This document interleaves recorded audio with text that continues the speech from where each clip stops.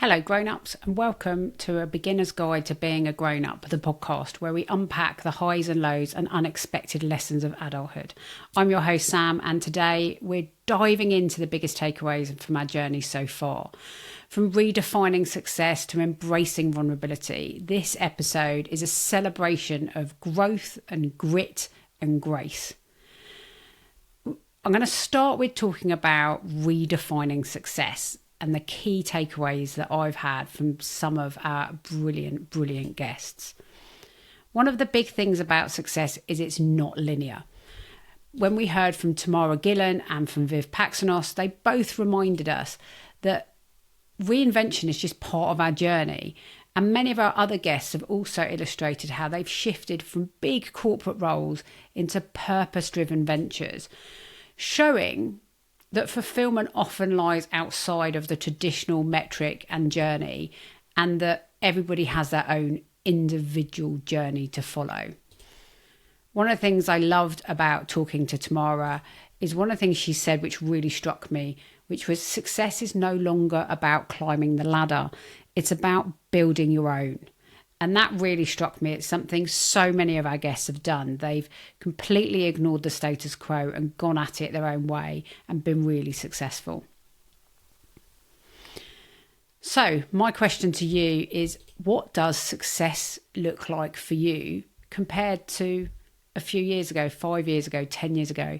As we grow up or attempt to grow up, that journey changes. So really reflect on that maybe and think about what success looks like for you now or might look like for you in the future. One of the other areas that also has really struck me when we've been talking to our guests is the power of being vulnerable and the things we learn from being vulnerable.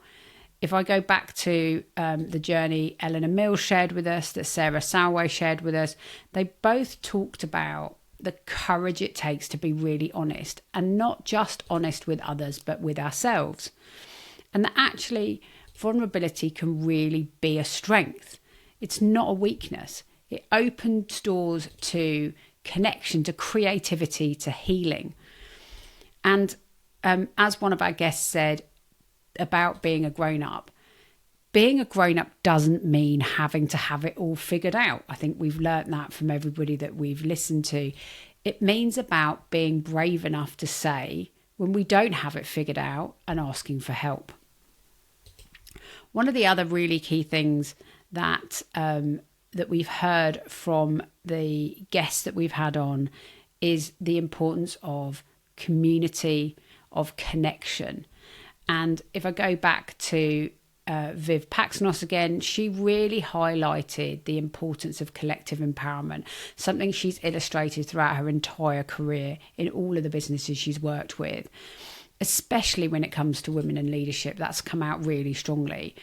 Many of our guests have emphasised the importance of having good mentors, of being a good mentor, of having and building good networks, of sharing wisdom and having wisdom shared with them, and that these are really massively tools for growth.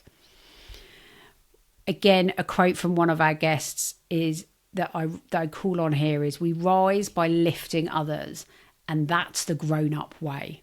So if we're not feeling like a grown-up, just do that, and hopefully that will help you feel a little bit more like a grown-up. We also have some recurring themes around the advice that we would give to our younger selves, to that 18-year-old, and what they would not recognise in us and the things we can share, but also just to anybody who has had a different lived experience. One of the strongest ones that comes through is trust your instinct, trust your gut, that you kind of know what's the right direction for you, and that may not be the thing that people are expecting it to be, and it may not be the thing you're expecting it to be. Another one I've really taken away from some of our guests is, do not rush into trying to achieve everything. You don't have to have achieved or had what's considered conventional success by 20 or 30 or even 50. Life unfolds in different chapters and different stages of your life. You're going to really learn and experience things differently to other chapters. So don't be in too much of a rush to achieve everything straight away. One of the things that I've really taken away is the importance to be kinder to yourself. So really thinking about how we rush at stuff, and those who want to be successful, those high achievers, sometimes really struggle to take a bit of a step back and actually reflect on the things they've achieved, and more importantly, give themselves a break. When we talked to Susan Walbrook about imposter syndrome and the impact it had on her life, and actually if you can harness that, it really can turn it into a superpower. But to do that, you really have to listen to your positive inner being, not your inner critic.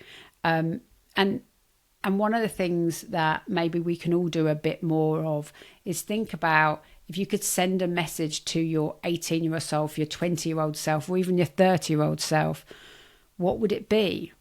Maybe we should all pause for a minute and think about it, because it's probably not the advice they would expect. It's probably more around being true to themselves, trusting their instincts, and being them.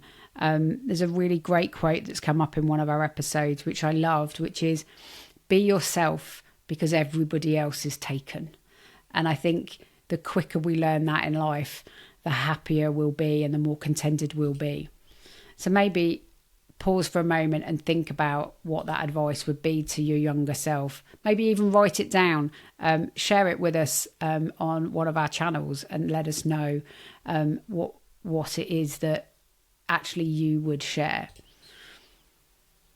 One of the other things I've really reflected on is everybody's at a different stage in their journey, and that's less about age and more about personal journey, and that growth is ongoing. You know, every day's a school day.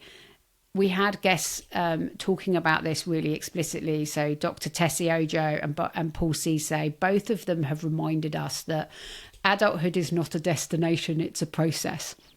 And I think that's why so many of the guests that we have on have said to me, when I ask them a question about their journey into adulthood, they're like, I don't feel like an adult. It doesn't matter how old I am, I don't feel like an adult. Is because actually it's not a destination. You have to stay curious. You have to be adaptable. You have to be open to change. And actually the real secret to thriving is embracing all of those changes through life, is doing what works for you, and finding a way through, and stop worrying so much about whether or not you're a grown-up. On that theme, gonna leave a little closing thought for you, and that is that being a grown-up is not about perfection. It is about the journey, and it's about progress. It's about the people you take with you, the things that you've learned, the best decisions that you've made, and that actually we've all got a little bit of grown up in us, but we've all still got a little bit of kid, and we should keep that creativity that we have as children, and it will just give us more joy.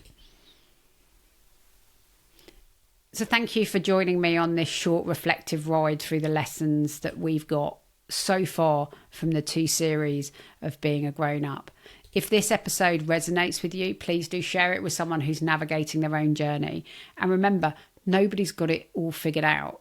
That actually we're figuring it out together, and I've loved having you as part of our journey so far.